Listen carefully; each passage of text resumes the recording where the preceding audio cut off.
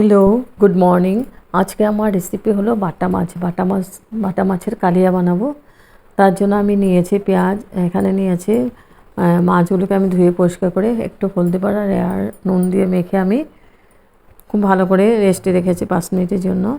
এখানে নিয়েছি আমি পেঁয়াজ কুচি, টমেটো কুচি, আদা নিয়েছি হাফ ইঞ্চির মতো, আর নিয়েছি কাঁচা লঙ্কা, আর গোটা গরম মশলা নিয়েছি, জিরে নিয়েছি, কালো জিরে নিয়েছি, আর নিয়েছি এলাচি 4টে, হলদি পাউডার, কাশ্মীরি চিলি পাউডার, আর নুন। এ দিয়ে আমি রান্নাটা করব। এখন আমি পেন বসিয়ে দিয়েছি, পেনে দিয়েছি সর্ষের তেল দিয়ে রান্নাটা করব। এখন মাছগুলোকে আমি ভেজে নেব, খুব ভালো করে ভেজে নেব। আর এখানে আমি পেস্ট করেছি আদা, টমেটো, পেঁয়াজ আর কাঁচা লঙ্কা পেস্ট করে নিয়েছি। একদম সিম্পল হবে, খেতে অসাধারণ টেস্টি, গরম গরম ভাতের সঙ্গে খুব ভালো লাগবে খেতে। তারপর মাছটা ভাজা হয়ে গেছে, মাছটা উঠিয়ে নিয়েছে। আবার প্যানের মধ্যে একটু তেল দিয়েছে, 2 চামচের মতো। তেলটা দিয়ে এখন ফোড়ন দিয়েছি আমি গোটা গরম মশলা, এলাচি দিয়েছি, আর সাদা জিরে আর কালো জিরে মিক্স করে দিয়েছি। ফোড়নটাকে আমি খুব ভালো করে ভেজে নিয়েছি। এখন আমি দিয়ে দিলাম পেঁয়াজ কুচি, পেঁয়াজটাকে আমি লাল করে ভেজে নেব।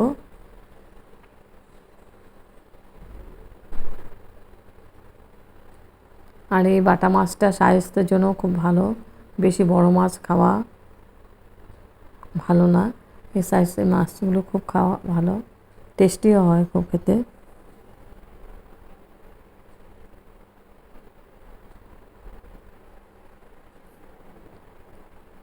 তো পেঁয়াজটাকে আমি খুব ভালো করে লাল করে ভেজে নিচ্ছি।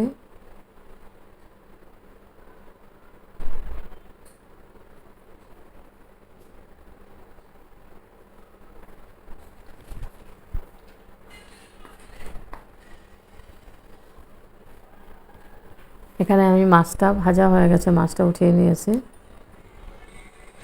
মাছটা ভাজা কমপ্লিট হয়ে গেছে।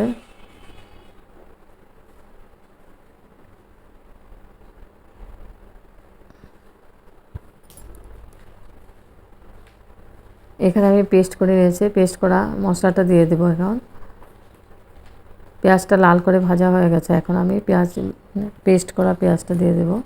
পেঁয়াজ, টমেটো, আদা, কাঁচা লঙ্কা দিয়ে আমি মশলাটাকে খুব ভালো করে কষিয়ে নিব। যত মশলা কষানো যাবে তত টেস্টটা ভালো হবে, কাঁচা কাঁচা গন্ধটা থাকবে না তখন।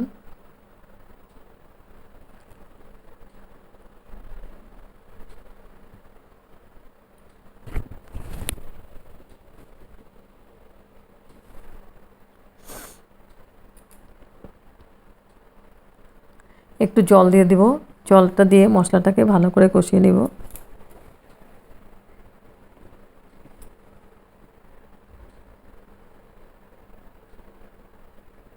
এখন দিয়ে দেব আমি গুঁড়া মশলাগুলো। দিয়েছি পরিমাণ মতো নুন, হলদি পাউডার,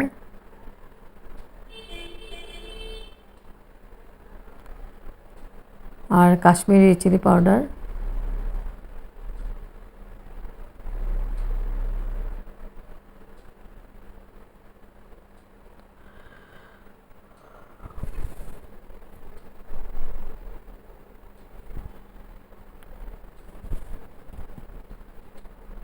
আর কোনো মশলাই দেবো না। এখন আমি খুব ভালো করে মিক্স করে দেব। আর স্টিমটা আমি মিডিয়ামে রেখেছি, না তো পুড়ে যাবে।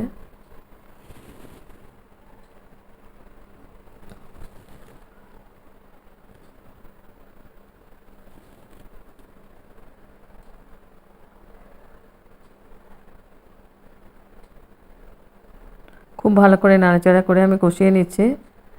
একটু জল দিয়ে দেবো, আর একটু জল দেব। আমি এভাবে 2 বা 3 বার করে একটু একটু জল দিয়ে কষিয়ে নিই।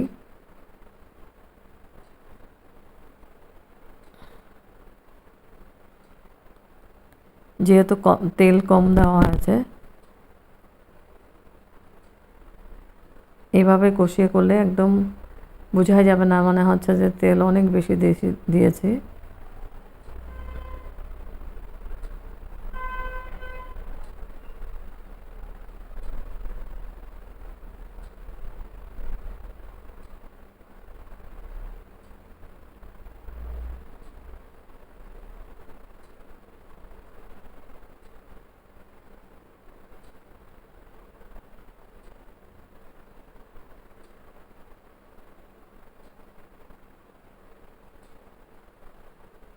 এখন আমি জল দিয়ে দিচ্ছি, আর সামান্য পরিমাণে জল দিয়েছি, দিয়ে আবার মশলাটাকে খুব ভালো করে আবার নাড়াচাড়া করে দিচ্ছি।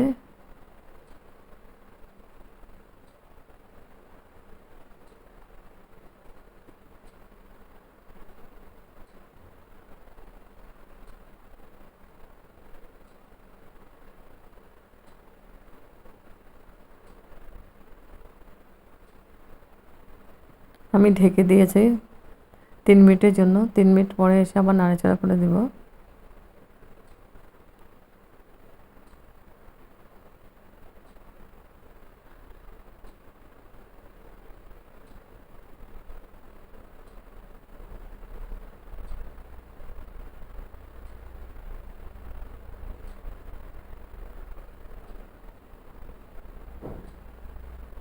মশলা থেকে তেল ছাড়তে আরম্ভ করেছে। এখন আমি গ্রেভির জন্য জল দিয়ে দেব। মশলাটা খুব ভালো করে কষিয়ে নিয়েছি। এখন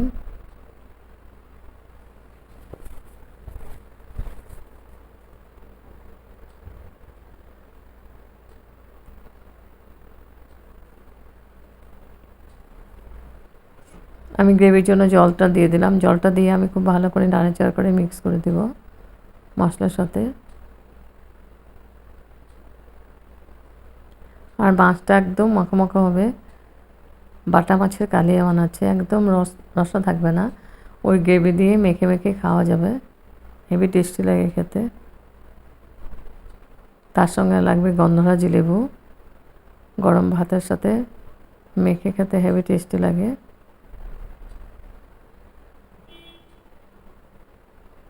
গ্রেভিটা হয়ে গেছে, এখন আমি মাছগুলো দিয়ে দেবো এক এক করে।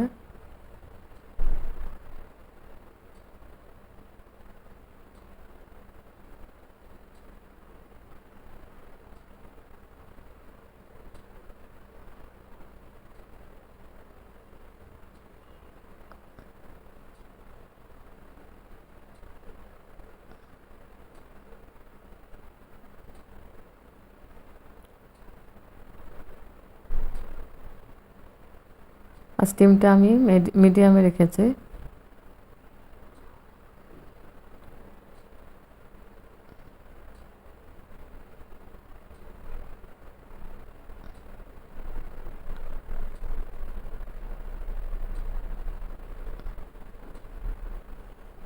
এক এক করে মাছগুলো দিয়ে দিলাম পুরোটা।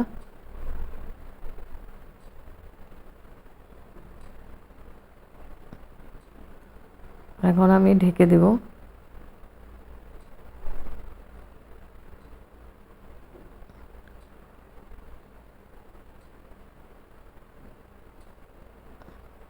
মাছ ভাজার তেলটাও দিয়ে দিলাম মাছের মধ্যে। মাছগুলো বড় বড় সাইজ ছিল, খেতে হেভি টেস্টি হয়েছিল রান্নাটা। তো মাছটা দিয়ে আমি একটু হালকা হাতে নাড়িয়ে দিলাম।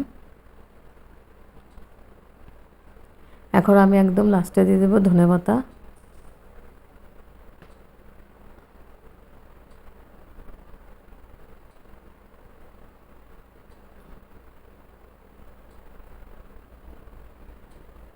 ধনেপাতাটা দিয়ে আমি ঢাকা দিয়ে দিব। ঢেকে আমি স্টিমটা বাড়িয়ে দেব 3 মিনিটের জন্য, তাহলে মাছটাও সিদ্ধ হয়ে যাবে আর ধনেপাতার ফ্লেভারটাও পুরো মাছের মধ্যে ছড়িয়ে যাবে। এখন আমি ধনেপাতা দেওয়া হয়ে গেছে, ঢেকে দেব 3 মিনিটের জন্য। আর স্টিমটা কিন্তু আমি বাড়িয়ে দেব, হাইয়ে রাখবো। তো 3 মিনিট পরে এসে আমি অফ করে দিয়েছি, ওভেনটা অফ করে দিয়েছি। স্ট্যান্ডিং টাইম 5 মিনিটের জন্য ঢেকে রেখেছিলাম।